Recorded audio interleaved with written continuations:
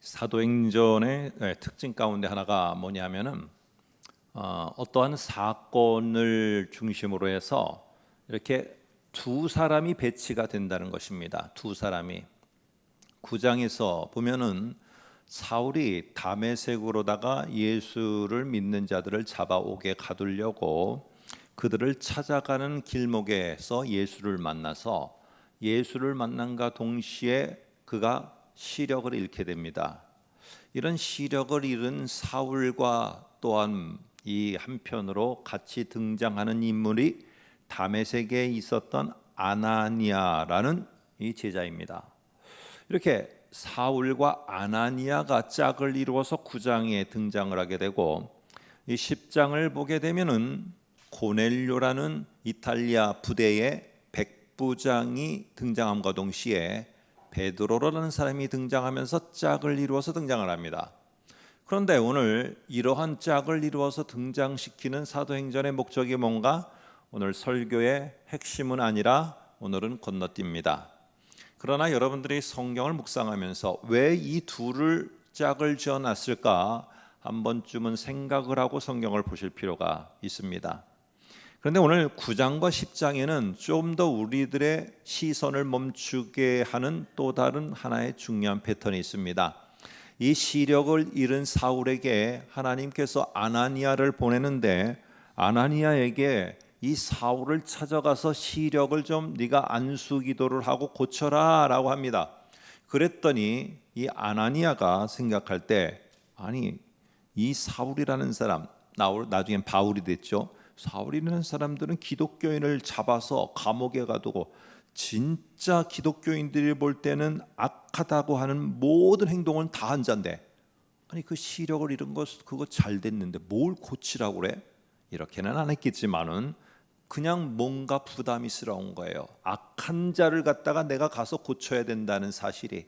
그래서 처음에는 그 하나님의 명령 앞에 주저하게 되어집니다. 그랬더니 하나님의 또 다른 명령 다시 명령합니다. 그러지 말고 가서 사울을 네가 안수해서 고쳐라 라고 했더니 이제 하나님의 명령 앞에 아나니아가 순종하여 가서 이 사울의 시력을 회복시켜 주게 됩니다. 그래서 하나의 패턴이 여기 나오는데 화면을 통해서 보면은 하나님의 명령이 주어집니다. 첫 번째로. 근데 이 첫 번째 명령 앞에서 오늘 주저하게 되어집니다. 그랬더니 두 번째 명령이 주어집니다. 그러니까 그것에 따라서 순종하여 행하였더라 라는 이런 패턴이 나옵니다. 이런 패턴은 동일하게 오늘 다음 장인 10장 저와 여러분이 읽은 이 본문에 고넬료의 맞은편에 있는 베드로에게도 동일하게 나타납니다. 그래서 베드로가 두 배경으로 다 나눠지는데 첫 번째 섹션은 환상 중에서 하나님과 대화하는 장면이고 두 번째 섹션은 환상이 아니라 현실에 직면하여서 하나님의 말씀과 명령을 듣는 이 장면이 나옵니다. 근데 첫 번째에는 3번씩이나 하나님이 명령을 주십니다. 그런데 이게 고넬료를 가라는 것이 아니라 부정한 짐승을 먹으라는 거예요. 이걸 못하겠는 거예요. 부정한 짐승을 왜 먹으라고 하는가? 그러다 결국에는 계속 거부를 하게 됩니다. 하나님의 명령이 부정하다고 하는 짐승을 먹어라 라고 하는데 이거는 정결법에 어긋나는 거라 못 먹겠다고 주저하고 거부하게 되어집니다. 현실이 벌어졌습니다. 그랬더니 하나님께서 이제 이 천사를 통해서 무슨 명령을 주시느냐? 고넬료라는 사람이 너를 초청하는데 이제는 너를 데리러 온 사람을 따라 고넬료의 집으로 가라 했더니 거기는 거부하는 게 안 나타나요. 즉각 순종하고 가이사라로다가 오늘 그 사람들을 따라 이 고넬료의 집에 가게 되어집니다. 자, 오늘 이러한 패턴, 왜 사도행전은 동일한 패턴을 9장에서도 말하고 10장에서도 말하는가? 물론 우연이라고 할 수 있지만 그것보다도 우리들에게 전하고자 하는 이 동일한 패턴을 통해서 메시지가 있다는 것입니다. 그것을 오늘 10장에서 한번 생각해 보려고 합니다. 먼저 10장 1절과 2절은 고넬료라는 사람에 대해서 특별하게 소개를 하고 있습니다. 거기에 소개를 어떻게 하고 있는지를 보시면은 이렇게 말합니다. 이달리아 부대라 하는 군대의 백부장이라는 것, 다시 말해서 로마 제국의 군인으로서 백부장이라는 것, 요 백부장은 100명의 군사를 거느리고 있는 자들이 가는 대장입니다. 근데 실제로는 100명의 군사이지만 거기에 식솔과 다 딸린 사람을 합치면은 대략적으로 10,000명 가까운 사람들을 통솔하고 있는 자가 이 백부장입니다. 상당한 권력이지요. 상당한 권력에 백부장을 우습게 보면 안 돼요. 물론 천부장 그 위에 더 대장이 있겠지만 백부장을 무시하면 안 돼요. 이 10,000명을 거느리고 있는 자라는 것입니다. 두 번째는 하나님을 경외하는 자였어요. 근데 오해하면 안 됩니다. 하나님을 경외하는 자라고 해서 무조건 기독교인으로서 기도에 열심이고 구제에 열심이고 하나님을 잘 섬겼다? 아닙니다. 오늘 이 백부장인 군대 장군, 로마 군대의 장군은 유대교 사람입니다. 유대교인입니다. 유대교회의 교인으로서 오늘 하나님을 섬기는 것입니다. 자, 두 가지의 특징이 여기서 우리들이 기억해야 될 일입니다. 첫 번째는 로마 제국의 군인이라는 것, 두 번째는 유대교 교인이라는 것, 이 두 가지를 기억해야 됩니다. 오늘 그래서 고넬료는 유대교의 전례를 따라서 기도의 시간에 기도를 하는 가운데 오늘 환상을 보게 되고 환상에서 하늘의 천사의 말을 듣게 됩니다. 그게 오늘 10장 5절의 말입니다. 한번 볼까요? 이렇게 말합니다. 보시기 바라면 10장 5절. 네가 지금 사람들을 요빠에 보내어 베드로라 하는 시몬을 청하여라 라고 합니다. 왜 청하냐? 하나 밥 한 끼 대접하려고요? 고생한다니까? 아닙니다. 이 청하다라는 말에 여러분 줄을 거시고 똑같은 말이 10장 22절에 나오는데 한번 화면을 보세요. 거기 이렇게 말합니다. 그가 거룩한 천사의 지시를 받아 당신을 그 집으로 청하여. 이유가 뭐냐? 말을 들으려고 하기 때문에. 이게 목적인 거예요. 여기서 말이라는 말은 그냥 그 사람이 지내온 이야기 이런 게 아니에요. 여기는 뭔가 특별한 것을 선포하는 말씀이에요. 그러면은 지금 베드로가 횡간에 돌아다니면서 계속 선포하고 있는 게 뭐냐면은 예수 그리스도에 대한 말씀이에요. 근데 지금 유대교인이면서 로마 제국의 한 백부장이 예수에 관한 이 말씀을 들으려고 베드로를 초청했다는 거예요. 여러분, 이거는 고넬료는 이러한 천사의 지시를 받아, 하나님의 지시를 받아 즉각 순종합니다. 이러니 저러니 말이 없이 즉각 사람을 보내서 오게 합니다. 그러나 고넬료는요, 베드로를 초청하기 위해 사람을 이렇게 보내지만은 이거는 불가능한 일을 지금 시행하고 있는 거예요. 왜냐? 제가 고넬료의 두 가지 신분을 꼭 기억하라고 그랬죠. 첫 번째, 고넬료의 배경에서 나오는 것은 여러분 유대교적인 배경을 갖고 있어요. 유대교인이에요 지금. 근데 유대교에서 예수는 어떤 자이냐? 신성모독죄로다가 죽임을 당한 자예요. 그리고 로마 제국의 군대라는 이 신분은 황제만 주라고 고백하고 주인 황제에게만 충성을 하는 자가 이 군대, 그리고 군대의 장군이에요. 그런데 지금 예수가 주라고 고백하는 무리가 있어요. 그리고 그 무리 가운데의 가장 수장이 누구냐? 바로 베드로예요. 지금 이 당시에는. 그러면은 유대교에서도 신성모독죄, 이 로마 제국에서 볼 때는 황제의 반역을 일으킨 주라고 고백을 하고 사람들이 모이게끔 한 자, 이런 두 가지 이유로 인해서 십자가에서 죽임을 당한 자인데 지금 이 두 가지의 모든 공통분모를 다 갖고 있는 게 고넬료예요. 이 고넬료는 절대로 유대교의 배경에서도 로마 황제의 수하 있는 장군의 배경에서도 이 베드로를 초청할 수가 없는 자예요. 이걸 초청한다는 게 불가능한 자예요, 이게. 그런데 지금 어느 한 군데서도 이 고넬료는 다친 마음 속에서 이게 가능하냐? 안 돼. 마음을 닫아버렸다는 이야기가 오늘 10장에는 나오고 있지 않다는 거예요. 아마 모르지만은 오늘 이 속에서 오늘 성령이 역사하시는 게 사도행전이니까 성령께서 이 고넬료에 닫히려고 하는 마음을 열어주셔서 아무런 토도 달지 않고 닫힌 마음 대신에 열린 마음으로다가 오늘 반응하게끔 하였을 것이라고 우리는 믿고 있는 것입니다. 여러분, 닫힌 마음이라는 건 무엇이냐면은 내가 지금 닫힌 마음에 계속 머물고 있는가 내가 체크해 볼 수 있습니다.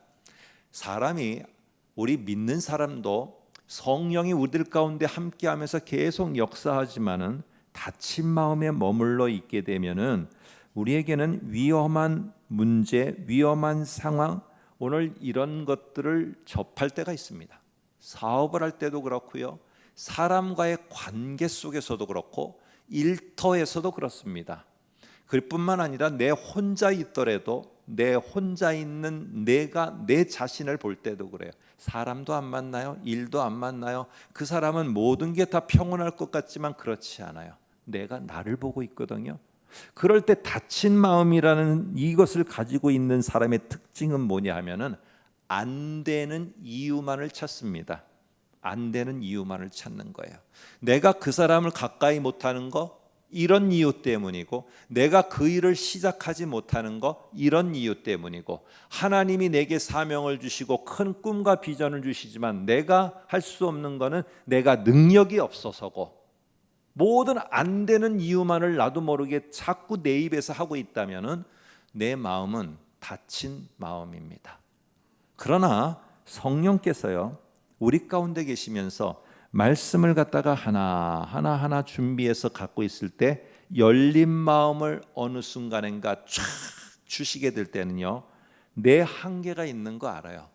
그 일을 하려고 하면은 막 심장이 두근두근 거리고 막 그 어떻게 하면 오늘도 그 일을 안 할까 그 생각만 나지만, 그러나 그 한계를 넘어서 그래, 하나님이 역사하실 거야, 하나님이 내 가운데 함께하고 계셔, 이러는 확신이 내 마음속에 확 찾아오면서 내 한계를 보는 게 아니라 그 가운데 일하시는 하나님을 보게 되며 한 걸음 한 걸음 발을 내딛게 되고 있다면 그 사람은 열린 마음이 있는 겁니다. 누가 열어준 마음?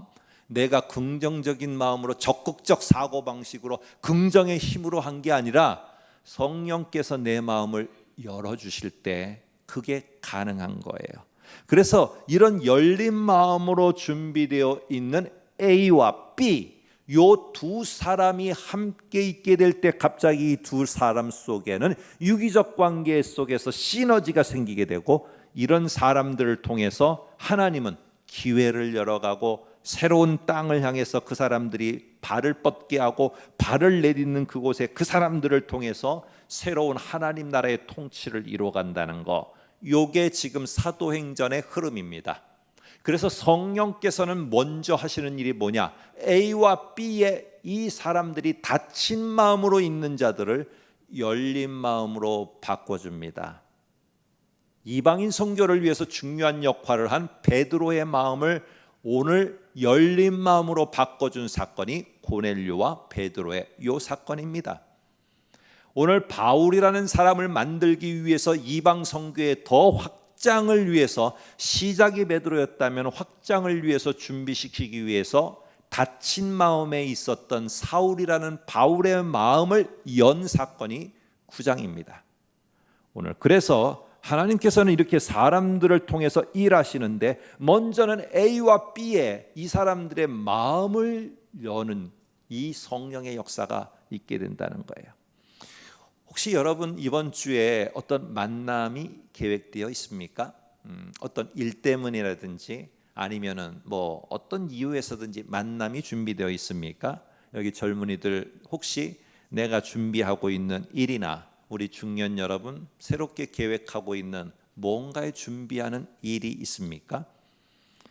오늘 그 속에서 우리는 내가 잘 준비된 것 같아요. 나는 열린 마음이에요. 내가 열린 마음이니까 내가 뛰어들면은 그 일이 다 잘 될 것 같아요. 왜? 기대를 하는 거예요. 내가 이렇게 준비가 잘 돼 있고 내 마음도 다 하고 하나님도 내 마음을 다 열어주셨고, 맞습니다. 할 수 있다. 그 속에 하나님이 함께 하신다. 이건 하나님이 다 열어주신 열린 마음의 사람이에요. 그러나 꼭 기억해야 됩니다. 고넬료의 마음만 열려서는 안 돼요. 베드로의 마음도 열려야 되는 거예요. 사울이 변화돼서 사울의 마음만 열려서도 안 돼요. 아나니아라는 사람이 마음을 열어야 되는 것이에요. 내가 마음을 열어서 준비하는 것만 되는 게 아니에요. 저 사람이 마음을 열어야 되는 거예요. 그래서 저 사업장을 하나님이 열려주셔야 되는 거예요. 이 일을 하나님이 열어주셔야 되는 거예요. 하나님 앞에 내가 헌신하고 하나님을 위해서 힘쓰겠다고 마음 열고 오픈마인드하고 나는 다 하나님께 헌신할 준비가 돼 있어요. 그런데 왜 도대체 하나님은 나에게 일을 안 열어주시는 거지? 답답한 마음에 내가 만들어서 만일 하려고 한다? 꼭 나중에는요, 그 일이 나를 더 힘들게 만들고 혼돈에 빠지게 만들고 오히려 열린 마음이 닫힌 마음이 되어져 버리게 만듭니다. 왜? 아직 때가 아니어서 나는 준비되어 있다 할지라도 성령께서 그 일을 열어준 게 아니기 때문에 그래요. 기다리는 것도 신앙이에요. 목사님, 제가 10년을 기다렸는데요, 10년 갖고 뭐 그럽니까? 어떤 사람은 30년을 기다리고 있는 사람도 있는데,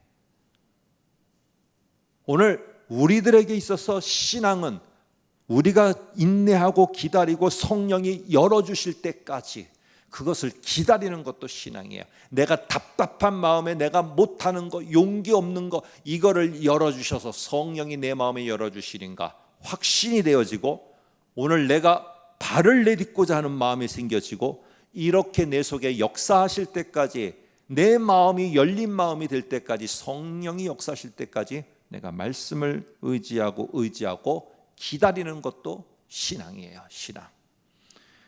오늘 우리 모두는 앞에 상황이 열려 있어요. 모든 사람이 다 뛰어들어요. 와, 근데 나는 겁이 나요. 기다리세요. 하나님이 내 마음을 열어주실 때가 있어요. 오늘 이렇게 고넬료는 열린 마음으로 사람을 청했어요. 고넬료는 전혀 불가능한 그런 상황과 배경이에요. 어떻게 고넬료 황제의 신하가 유대교의 교인이 베드로를 초청해요? 불가능한 일이에요. 근데 오픈 마인드 되니까 그게 되었어요. 오라고 했어요. 그럼 오라고 한다고 되는 문제는 아니에요. 베드로가 안 오면 끝이에요. 끝. 그런데 오늘 보세요. 베드로 역시도 닫힌 마음에서 열린 마음으로 성령이 역사합니다.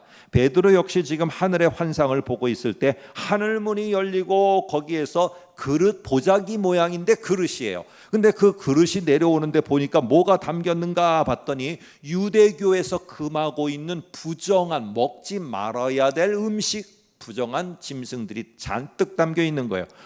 기분이 안 좋은 거죠. 이게 좋은 환상을 봐도 그런데 부정한 것을 보니까 기분이 안 좋은데, 오늘 13절 14절에서 하나님의 말씀이 들립니다. 베드로야 일어나 잡아먹어라 하거늘 베드로가 이르되 주여 그럴 수 없나이다. 속되고 깨끗하지 아니한 것을 결코 먹지 아니하였나이다. 오늘 환상 가운데는 거부합니다. 닫힌 마음이에요. 못하겠습니다. 안 됩니다. 그러나 자, 여러분, 우리는 생각의 전환을 통해서 13, 14절을 봐야 됩니다. 왜냐? 이거를 무조건 우리는 베드로의 불신앙, 불순종 이렇게만 보는 경향이 있어요. 그런데 한번 줄을 그어보시기 바랍니다. 주여 그럴 수 없나이다에 줄을 긋고, 그 다음에 뒤에 먹지 아니하였나이다 줄 그어보십시오. 먹지 않겠습니다가 아니에요. 먹지 아니하였나이다요. 이 말은 뭐냐면은 현재 완료 진행이에요. 이 뜻은 뭐냐면은 과거로부터도 지금까지도 그래 왔고, 지금도 그렇고 앞으로도 나는 그렇게 할 겁니다. 근데 그걸 뭘 그렇게 하겠느냐? 그럴 수 없습니다. 하나님이 우리 이스라엘에게 전해준 율법을 통해서 전해준 정결법 아닙니까? 레위기야. 이런 말씀에서 이런 짐승은 먹지 말라고 하나님이 명령한 건데, 나는 이때까지 그런 짐승을 먹음으로 말미암아 내 몸을 더럽히고 내 삶을 더럽힌 적이 없습니다. 지금 그 짐승을 저는 먹을 수가 없고 그 음식을 먹을 수가 없습니다 라고 말하며, 결코 저는 지금까지 그렇게 안 해왔고 앞으로도 안 그렇게 할 겁니다. 어찌 보면은 자기가 정결법을 잘 지키고 있다는 이 베드로의 강한 어필이에요. 여러분, 만일에 이 관점을요, 베드로가 하나님이 이렇게 하신 말씀을 명령이 아니라 나를 위한 테스트라고 여겼다면은 당연히 이 반응이 나오겠죠. 너 이 짐승 먹어봐봐 하는데 진짜 먹는 게 아니라 이런 유혹 속에서 내가 굳건한 믿음을 갖는지 주님이 하나님이 원하시는 거라면은 오늘 베드로는 그럴 수 없나이다. 주님, 하나님, 제가 지금까지 이 율례와 규례를 잘 지켜왔는데 앞으로도 저는 그렇게 잘 지킬 겁니다. 하나님. 이렇게 말할 수 있다는 것입니다. 그러니까 15절에 이렇게 말합니다. 하늘로부터 또 소리가 들리는데 또 두 번째 소리가 있으되 하나님께서 깨끗하게 하신 것을 내가 속되다 하지 말라. 이렇게 말합니다. 보세요. 하나님이 지금 베드로가 불순종하니까 또 말씀하시는 거 아니에요? 자, 그러나 15절을 이 연장선상에 보시면 그렇습니다. 그러나 13, 14절은 지금 환상 중에서 부정한 짐승을 보니까 나는 정결법을 끝까지 지킬 겁니다. 하나님. 그래? 그러나 조금 있다가 환상이 아니라 너의 현실적인 상황이 올 텐데 그때에도 너는 동일하게 하나님이 깨끗하다고 한 것을 네 자신이 판단해서 속되다라고 결론 내리고 네가 부정하지는 말아라. 너는 환상 중에는 이 짐승을 보았기에 그러할 수 있지만 조금 있다가 현실을 너는 접할 때 그때는 그렇게 하면 안 된다 합니다. 이 중에 중심은요, 깨끗하다 속되다가 아니라 주체가 누구인가가 15절은 핵심이에요. 하나님이냐 너냐. 그래서 앞으로 현실이 너에게 펼쳐질 텐데 그때에는 네가 중심이 돼서 판단해서 다친 마음으로 나는 못해요, 나는 안 돼요, 나는 가면 안 돼요, 난 그 일 하면 안 돼요, 나는 그거 할 수 없어요, 이렇게 하지 말아라. 네가 주체가 되면 그렇게 말한다니까. 그게 아니고 여기에 보면은 하나님께서가 주체가 되어야 된다. 하나님께서 이러라고 하면은 하나님이 그 중심에 있는 것이고 네가 순종하고 나가면은 그 중심에 있는 하나님이 그 모든 것을 다 감당할 거다. 여러분, 이 베드로가 심란한 거예요. 환상이 이렇게 말하고 내가 거부했는데 또다시 이 명령 속에 하나님이 깨끗하다는 걸 네가 속되지 말라 이런 말을 갖고 고민하고 있을 때 고넬료가 보낸 사람들이 찾아와서 베드로가 어디 있습니까? 라고 하면서 베드로를 찾게 됩니다. 한번 19, 20절을 볼까요? 이제는 환상이 아니라 실제가 나타납니다. 베드로가 그 환상에 대해서 생각할 때, 근심하고 있을 때 성령께서 그에게 말씀하시되. 자, 보세요.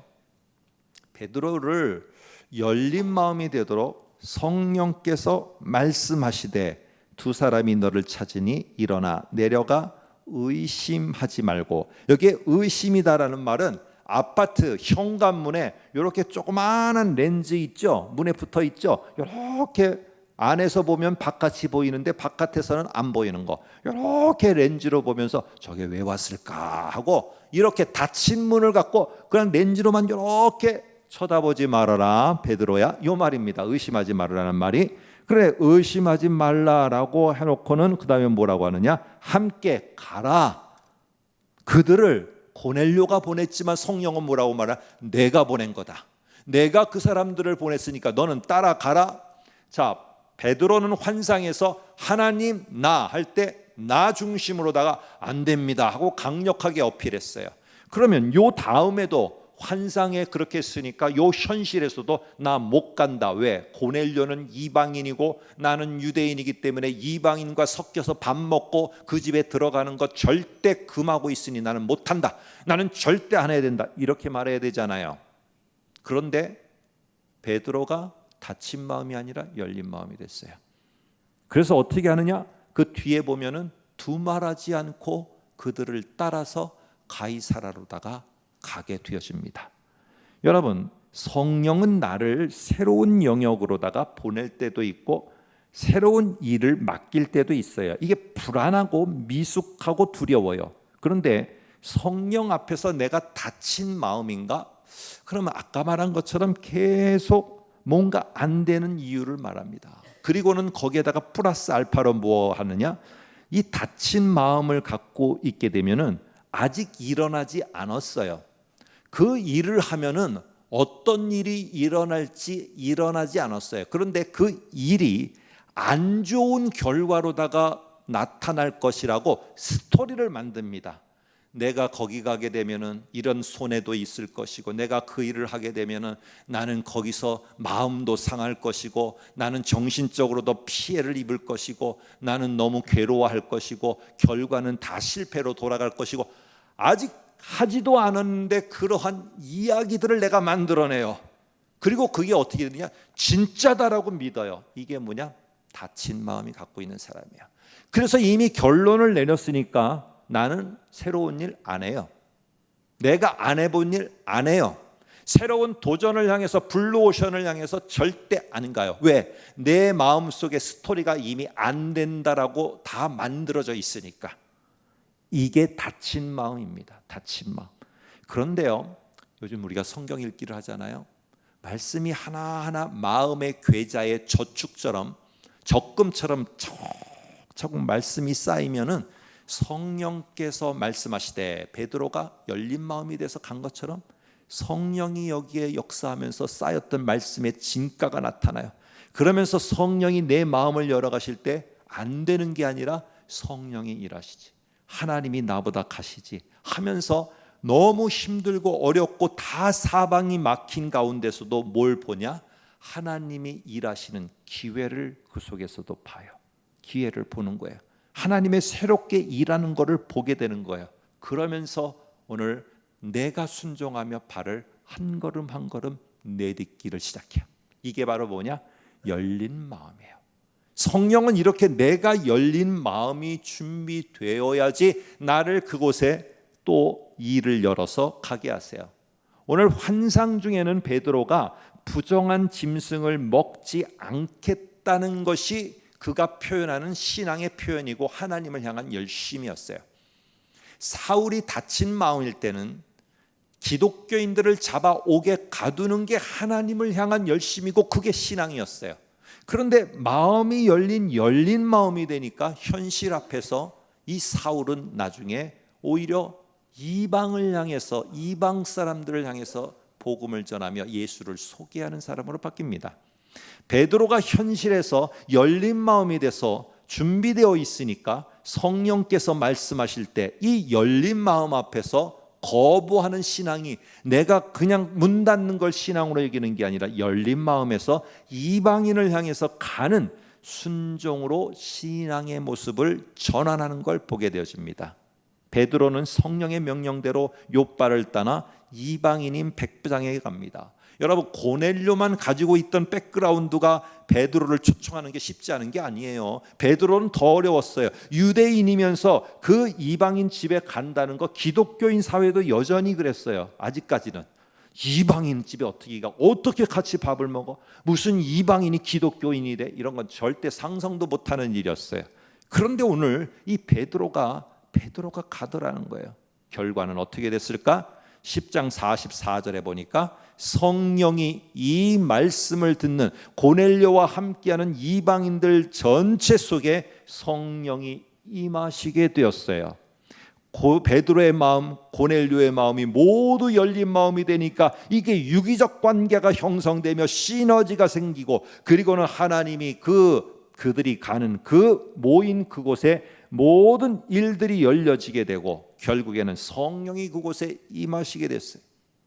이 사건을 나중에 베드로가 가서 예루살렘 교회에 말합니다. 말도 안 되는 일을 했다 뭐 했다 했지만은 결론으로 11장 18절에 예루살렘 교회는 이렇게 결론을 맺습니다. 한번 보겠습니다. 그들이, 예루살렘 교인들입니다. 그들이 이 말을 듣고 잠잠했습니다. 더 이상 말하지 않았어요.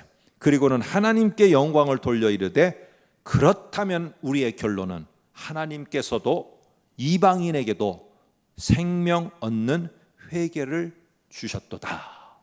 이게 지금의 놀라운 일이 벌어졌다 결론냈습니다.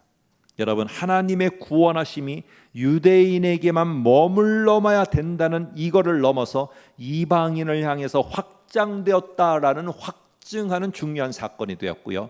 11장에서는 이방을 향한 새로운 기회와 새로운 시작이 열리게 되어집니다.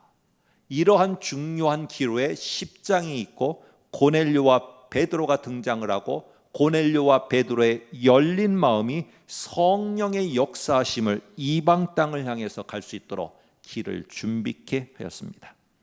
여러분, 위기 가운데 하나님의 명령에 순종할 수 있는 것은 그 속에 기회가 있다는 것을 보는 열린 마음이 될 때만 가능합니다. 우리는요, 그래서 하나님은 열린 마음으로 이렇게 순종하고자 하는 자, 그들의 삶의 자리에 함께 하셔서 새로운 일을 하십니다. 아무쪼록 열린 마음으로 나의 삶의 자리에 행차하실 수 있는 주의 길을 잘 준비하는 우리 모든 성도들이 되시기를 주의 이름으로 축복합니다.